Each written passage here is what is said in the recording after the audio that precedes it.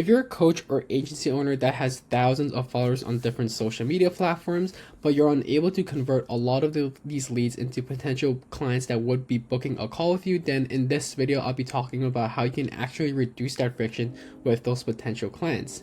Now, the first thing I will actually be going over is actually how we can understand the problem at hand and the solutions that we can derive from it. So to first start off, just explaining about who you actually are. For someone who's watching this video, you're probably someone that posts a lot of content on various platforms. So this will include social media platforms like LinkedIn, Instagram, X, which was formerly known as Twitter now, sadly, blog posts, Facebook posts, and etc. There are a lot of social media platforms. You're probably on there at the moment, and you're probably really good at making a lot of impressions. Now, the reason I'm actually bringing this up is because I've actually talked to dozens of prospects on each of these platforms, and all of them mentioned the same exact problem. They are unable to reduce the friction potential leads get before hopping on a call and closing them as a client. And to be a little bit more specific, if you were in their same scenario, you get leads that sound interested, but they are just so reluctant to book a call with you, even though your offer is so damn good. It's just really stupid to ignore it in the first place. Now, the reason why a lot of your leads aren't really not booking calls with you, even though the service sounds really amazing, is because there is an invisible barrier that is preventing your leads from actually making that first step, which is booking the call and being convinced that you're actually someone that can solve their issues. Now, taking all of these into account, you're potentially losing at least thousands of dollars that could have went into your revenue stream. So if you're thinking about it like this, if you're a coach that has like a $4,000 coaching program, you're at least losing around $15,000-$20,000 that could have went into your revenue stream if you were able to close all of these potential clients that would have been interested in hopping onto your coaching program. So now we actually understand what the problem is when it comes to reducing the friction with your clients and why they're actually not hopping on a call in the first place. So what is exactly missing from this? Well, it's actually very simple. There's just no trust. Trust is the key to why your leads don't want to hop on a call in the first place or even buy into your service. To them, your leads, you are just a person behind the screen writing and posting stuff online. They don't exactly know who you are, how you speak, what kind of person you are in real life, and how relevant are they to you when it comes to helping them solve their own problems. Now think of it something like this. If you met someone really randomly on the streets or even online with no background, no heads up, no connections, no network, you would equally be as careful. To them, you are just a stranger. Now, this is what I actually mean, that you need to be building trust with these potential leads, and it's more important now than ever since everyone is actually doing the same thing and promoting the exact same results or solutions. A few decades ago, this would have been so much easier because whatever someone posted something on the internet, it's a lot easier to actually trust them. But nowadays, everyone is a lot more careful with who they actually work with and a lot more specific to resolving the issues at hand. Now, I'm just going to show you on a diagram what I actually mean here. So think of it something like this. So if this is your leads right here, we'll call just leads very simply, if my chicken handwriting doesn't look that bad. And here's the service that you offer. It could be like a community, a coaching program, a consulting program, anything of that nature. But essentially, you want a lot more people signing up for your service, since that is what your main offer is. Now, this could be an amazing offer that is really stupid for a lot of leads just to not sign up for. And what's actually missing is this part right here, where you're trying to get people to give them a reason why you got to sign up for their service. Now, there is a lot of stuff that you can actually do. As I mentioned, posting on LinkedIn, Twitter, Instagram can definitely help out reduce this friction to a more leveled arrow, something like this, to make them a lot more convinced. But the best way to actually do this, as I mentioned, is to build trust. If you want to build trust, there are a lot of things that you can actually do. And that thing being, which I'm actually talking about in this YouTube video, is making your own YouTube channel. And the best way to do it is having yourself in there promoting what you actually talk about.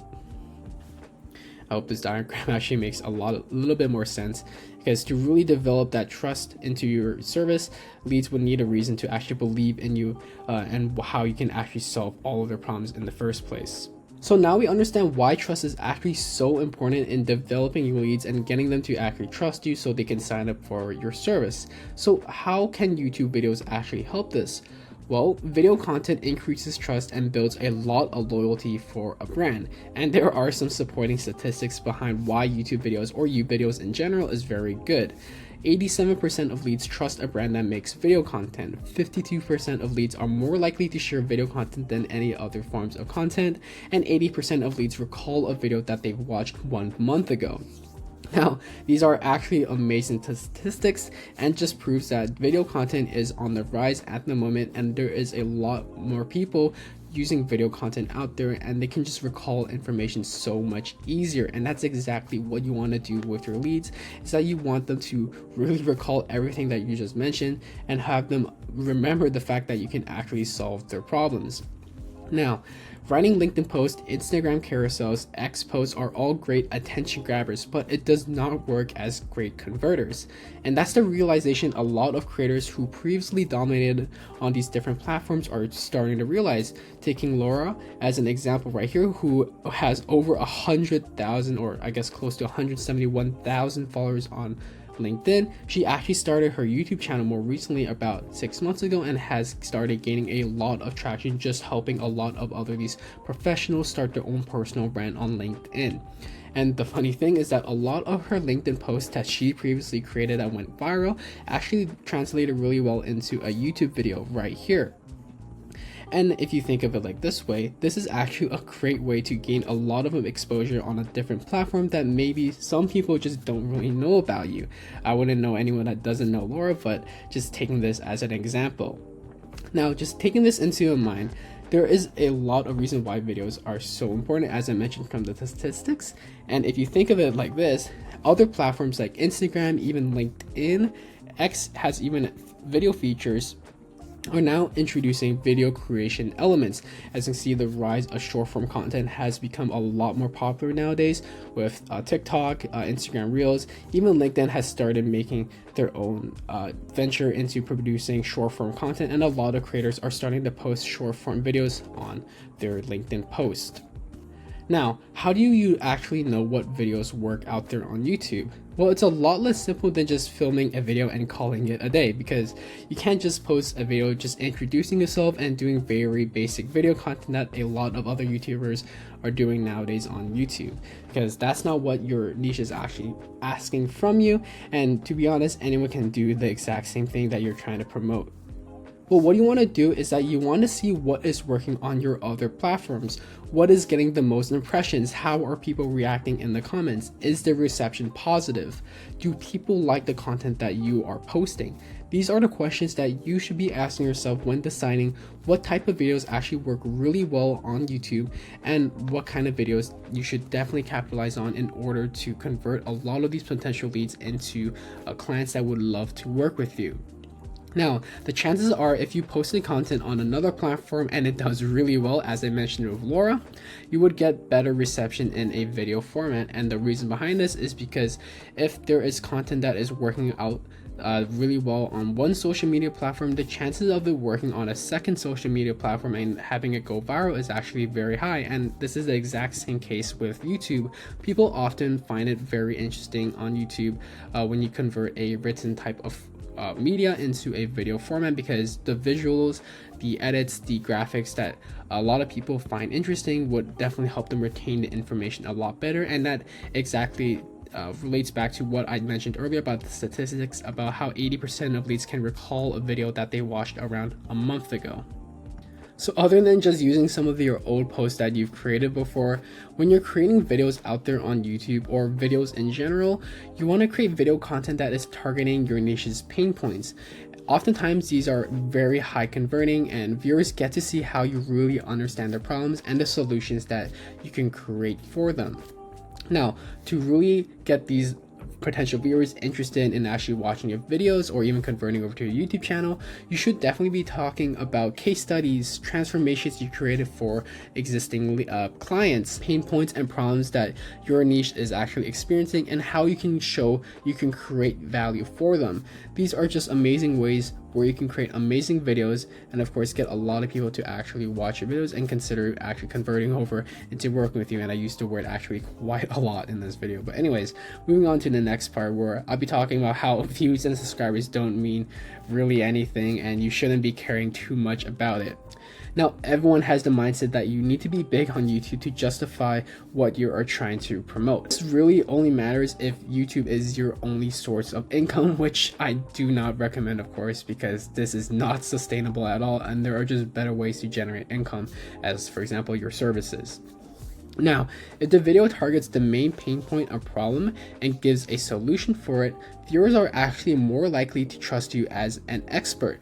Now, to give you more of an example of what I mean by that views and subscribers don't really mean anything, I'll be talking about this search example right here, which is more about LinkedIn content strategy. So if we search up LinkedIn content strategy on YouTube and take a look at some of the videos, you can see that there are quite a lot of bigger channels out there, such as this one with 320,000 subscribers, Rabbit with 87,000 subscribers. Continue scrolling down, there's Laura right here, Sean with 40,000 subscribers, 434,000 subscribers, and even The Future with 2.5 million subscribers.